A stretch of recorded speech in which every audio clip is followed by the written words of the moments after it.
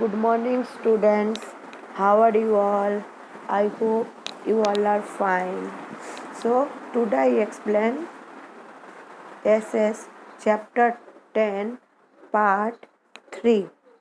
तो बच्चों, आज हम एसएस में जो 10 चैप्टर है एग्रीकल्चर का, उसके बाकी के जो विषय है हम जानेंगे. ठीक है, तो चलो हम लोग शुरू करते हैं. Cash crops. Cotton. Cotton is kharif crop. Cotton यानी जो रुई जो होता है वो खारिफ क्रॉप होते हैं. Cotton holds an important place as a cash crop in Gujarat in India. जो रुई होता है वो बहुत ही महत्वपूर्ण एक कैश क्रॉप है जो कि गुजरात में, हमारे पूरे ऑल ओवर इंडिया में, गुजरात में इसकी महत्व देते हैं. At world level India is at the second place in the production, uses and export of cotton. पूरे विश्व में सेकेंड पोजीशन है जो रुई के उत्पादन में. Cotton without seeds is obtained from the cotton plant. जो रुई होते हैं उसके जो सीड्स होते हैं वो कॉटन प्लांट में यूज किए जाते हैं. This cotton is known as white gold in India. Cotton को वाइट गोल्ड के नाम से भारत में जाने जाते हैं. Beside the cotton seed oils is used to be prepare edible oil and seeds and oil के यूज्ड एज एनिमल फूड. इसके जो बीज होते हैं, आप जानते हो हम लोग जो कपास या तेल खाते हैं वो तेल जो है वो खाने के एडिबल ऑयल यानी खाने में इस्तेमाल किए जाते हैं. और उससे जो वो तेल निकलने के बाद उसमें जो एक केक, एक आस्तरन जैसा बन जाते हैं, वो एनिमल के खाने के लिए इस्तेमाल किए जाते हैं. आप लोग देखे होंगे येलो कलर के होते हैं. Black live lava soil which can retain humidity for the longer time. Soil with plenty of mineral contents, hot and humid climate. जो सोइल्स होता है वो ह्यूमिड लॉन्गर टाइम होता है. जो मिनरल कंटेंट्स होते हैं वो हॉट एंड ह्यूमिड क्लाइमेट्स में इस्तेमाल किए जाते हैं. 20 से 30 डिग्री जो है टेम्परेचर जो है इसमें हम लोग लेते हैं कॉटन उत्पादन में. और 30 से 70 सेंटीमीटर जो है रेनफॉल ज़रूरत होती है कॉटन में. The growing season for cotton is about 6-8 months. Cotton को ग्रो करने में 6 से 8 महीने लगते हैं. Frost damage the cotton crop in India. Major cotton producing states are Gujarat, Maharashtra, Telangana, Karnataka, Andhra Pradesh, Haryana, Rajasthan, Punjab, Tamil Nadu, Orissa etcetera. ये सब जगह जो है भारतवर्ष में कॉटन उत्पादन में मेजर स्टेट माने जाते हैं. As the farmers of Gujarat have expected BT cotton seeds, जो खेरूत होते हैं वो BT cotton seed रखते हैं. Gujarat stands first in India in area sown productivity, total production and quality of cotton is grown more is Surendranagar, Rajkot, Vadodara, Ahmedabad, Sabarkantha, Mehsana, Botad, Bharuch, Kheda, Surat, Panchmahal, Amreli, Bhavnagar, Patan, Junagadh and Jamnagar district. और इसके साथ साथ गुजरात में भी हम लोग हर अलग अलग स्टेट में हम लोग जो है कॉटन को अलग अलग डिस्ट्रिक्ट में ग्रो करते हुए देखते हैं, जिसके नाम देखो यहाँ पे दिया गया है. अब हम लोग इसके बात करते हैं. अब देखो बेटे यहाँ पे एक मैप दिया है. ये मैप आपको सेम टू सेम जो है होमवर्क में आज ही मुझे करके बताना है. और जैसा इसमें कलर किया गया है सेम टू सेम कॉपी आपको मुझे करके बताना है. Agriculture crops ready. तो 10.7 इसका मैं मुझे आज होमवर्क में बता रहे हूँ. Sugar cane. Sugar cane is a major crop in India. Maximum sugar cane is sown in India in the world in production. Sugar cane यानी जो गन्ना होता है, शेरडी होता है, वो जो है पूरे वर्ल्ड में जो है इंडिया में ज़्यादा प्रोडक्शन होता है. मैक्सिमम मतलब India rank second after Brazil. Brazil के बाद इंडिया का सेकंड रैंक आता है शुगर कैन प्रोडक्शन में। जो शुगर कैन है उससे गुड़, खंड एंड चंटोल are produced out of the run. ये सब चीज़ से जो है शुगर कैन से बनते हैं। अब देखो इसके जो सीड्स होते हैं वो उस इसबगुल के नाम से जाने जाते हैं। जो इंडिया लीड्स जो है इसको एक्सपोर्ट करते हैं। जो हम लोग अभी इंडिया क्या क्या चीज़ मसाला जो है वो क्या क्या चीज़ें एक्सपोर्ट करते हैं ना, मस्टर्ड, सुवाज, अजवाइन। फिर इंडिया 30% जो है वर्ल्ड प्रोडक्शन में है। और इसके जो ब्लैक पेपर हम लोग जो काली मिर्च खाते हैं, कीनाबन એટલે जो जीरा होता है, क्लॉव होता है, धनिया होता है, जीरे होते हैं, वो हमारे देश के जो है अलग कंट्री में बहुत ही डिमांड है। अश्वगंधा, तुलसी, करियातू, मेहंदी अवल, वाइट मलली, मधुस्वानी, अशोक गड़मल, इंडी पीपर, ये सब जो है मेरा ये जो मेडिसिनल प्लांट्स है ये हमारे यहाँ पे उगते हैं। और ये जो है इसके अलग अलग फ्लेवर क्रॉप्स आते हैं। अब हम लोग पढ़ेंगे fruits and vegetables and flowers.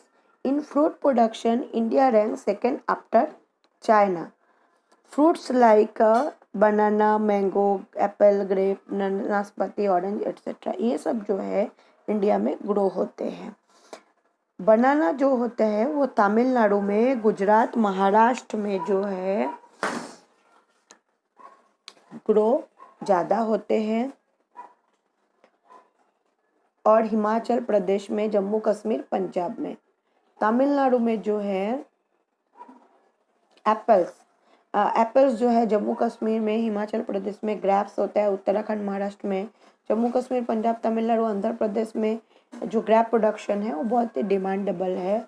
Afghanistan से भी इसको इंपोर्ट किया जाता है। Pakistan, Australia, beside various vegetables are grown. Pakistan, Australia जो अदर जितने भी देश है उसमें बहुत सारे सब्जियां ग्रो किए जाते हैं। फ्लावर्स लाइक रोज, जूई, मैंगो, मोगरा, गलगोटा एट्सेट्रा जो है फ्लावर्स जो है हमारे यहाँ पे ग्रो किए जाते हैं। 10 various crops are grown in India. ऐसे बहुत सारे जो क्रॉप्स है हमारे भारतवर्ष में ग्रो होते हैं। अब देखो ये थिंग्स टू नो आपको पढ़ना है। उसमें with inspecting cultivation cash crops there is shortage of grass, various types of grass like fodder crop, ढाड़प, गुजरात ढाड़प, अंजना, पूषा, येलो अंजन, मार्सेल, गुजरात मार्बल ग्रास, सानिहार, गुजरात सानिहार एंड जीवेंचो Daman in the canton grown of Gujarat. इसका जो क्लेलेडेंटन है गुजरात में ग्रो होते हैं। जनरली जितने भी ग्रास है मतलब घास है वो हार्वेस्ट किया जाता है October after 4 months of sowing them. अब 4 जो मान है वो यहाँ पे देखने को मिलते हैं। Technical and insulations reforms in agriculture.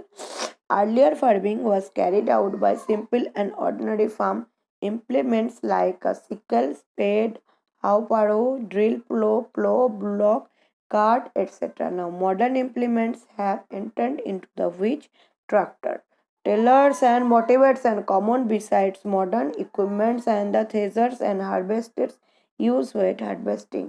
There is an increase and usage chemical fertilizer by bird seeds, BT seeds, insecticides, drip irrigation and greenhouses etc.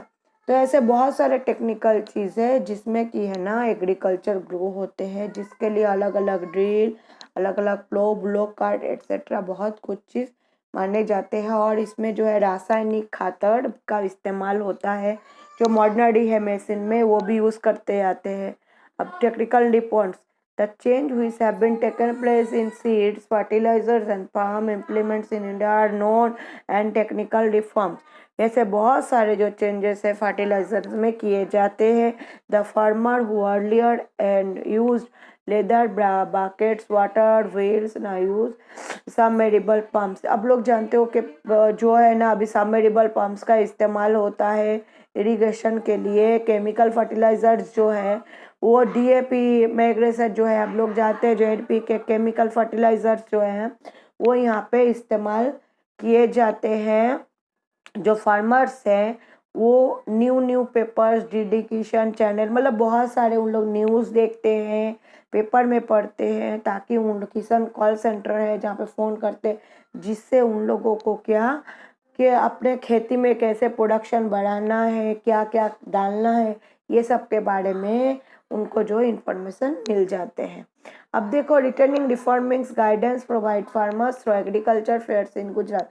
Farmers को जो है गाइड मिलते हैं, ऐसे बहुत सारे एग्रीकल्चर फेयर्स रखे जाते हैं, जो कृषि मेला हम लोग जानते हैं गुजरात में, ऑल ओवर इंडिया में भी होते हैं। एग्रीकल्चर यूनिवर्सिटी जो है, कॉलेज है, ये बहुत अलग अलग जो राज्य में इसको स्थापित किया गया है।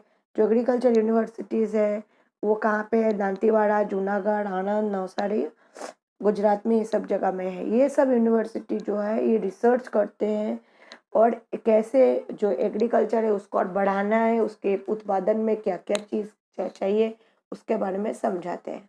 अब institutional reforms, the reforms connected with land ownership, crop subsidy and sell farm produce and considered be the institutional reforms in India। जो रिफॉर्म्स होते हैं वो कनेक्टेड होते हैं, जो ऑनरशिप होते हैं, जो क्रॉप्स होते हैं, जो फसल होते हैं वो प्रोड्यूस करते हैं बहुत अलग अलग रिफॉर्म्स में हमारे भारत में। Government has declared discredit landlord stop explosion farmers. जो गवर्नमेंट होते हैं वो जो खेरूत होते हैं उन लोगों को बहुत सारे चीज़ कुछ रिलीफ देते हैं, जैसे उन लोगों को कैसे उसकी ज़मीन में आना है, उसके जो ज़मीन है वो क्या कैसा है, उसमें क्या करना चाहिए, सब के बारे में उन लोग उसको बताते हैं। The disparity of the owners has removed by land ceiling act. और जो ऑनर्स होते हैं उसको रिमूव किया जाता है, उसको लैंड ज़मीन जो है खरीदना बेचना, उसमें उसको कोई भी प्रॉब्लम हो तो वो जो ऑनर्स है उसके जो डिस्पैरिटी है उसको वो रिमूव कर देते हैं। जो खेरूत होते हैं उसको फाइनेंशियल हेल्प मिलते हैं पैसों की तरफ से। जो किसान क्रेडिट कार्ड आप लोग जानते हो के बनाया है, जो नेशनलाइज कोऑपरेटिव बैंक्स है उसमें हमको ये जो क्रेडिट कार्ड में से फाइनेंशियल हेल्प मिलता है, ताकि वो अच्छे से अपने ज़मीन की में खेती कर सके। क्योंकि आप जानते हो इंडिया जो है एग्रो बेस्ड कंट्री है, एग्रीकल्चर के ऊपर हमारे टोटली जो है इनकम डिपेंडेबल है, इसलिए हमको जो एग्रीकल्चर में ग्रो करना ज़रूरी होता है। अब देखो यहाँ पे दिया गया फार्मर्स को अलग अलग स्कीम मिलते हैं, उसको इंश्योरेंस मिलते हैं, अगर ज़मीन में कुछ हो जाता है तो उस ज़मीन को उसको इंश्योरेंस मिलते हैं। प्राइम मिनिस्टर जो है के दौरान जो बहुत सारे स्कीम मिलते हैं उसको। When the crop fail due to the drought and through excess rain, farmers financial help। अगर नेचुरल डिजास्टर कुछ भी होते हैं और उसके फसल जो है वो खराब हो जाते हैं तो गवर्नमेंट की तरफ से, सरकार की तरफ से उनको हेल्प मिलते हैं, ताकि वो फिर से उसको उसमें खेती कर सके। बाय प्रोवाइडिंग लीगल सपोर्ट, जो उसको लीगल सपोर्ट भी मिलते हैं। जो फार्म्स प्रोडक्ट्स होते हैं, मार्केटिंग यार्ड्स होते हैं, वहाँ पे उनके फसल जो है वो जाते हैं। जो फैसिलिटीज लाइक कोऑपरेटिव सोसाइटीज़ होती है, मार्केट में एसोसिएशंस होते हैं, उसमें जो है अब हम लोग वो जो खेती होती है उसको स्टॉक करने को रखने को उन लोग जगह देते हैं। ट्रांसपोर्टेशन जो है एक जगह से दूसरे जगह की जो जाने की व्यवस्था उन लोगों को प्रोवाइड की जाती है, अलग अलग सपोर्ट उन लोगों को मिलते हैं। तो बेटा आज जो है हम लोग यहाँ पे पढ़ेंगे, और इसमें देखो नीचे जो शॉर्ट फॉर्म है नेशनल एग्रीकल्चर कोऑपरेटिव मार्केटिंग एनएफीड, ये जो है फुल फॉर्म इसको आपको करना है। और इसमें होमवर्क में आपको कैश क्रॉप लिखना है। कैश क्रॉप के बाद आपको जो कॉटन लिखना है। कॉटन के बाद हमारे जो यहाँ पे मैंने अब इंस्टीट्यूशनल रिफॉर्म्स पढ़ाया, और उसके पहले मैंने जो आपको टेक्निकल रिफॉर्म्स पढ़ाई, इसके 3-3 पॉइंट आपको मुझे 2 टाइम्स लिख के बताना है। वो मैप आपको मुझे लिख के बताना है, और इसके साथ साथ जो फुल फॉर्म है NADP, ये सब कुछ जो लिख के बताने हैं। तो बच्चों आज जो है यहाँ पे मैं मेरा लेक्चर ख़त्म कर रही हूँ। आप लोग मुझे ये अपने होमवर्क में लिख के बताना। सो Take care yourself. Goodbye children. Stay home. Stay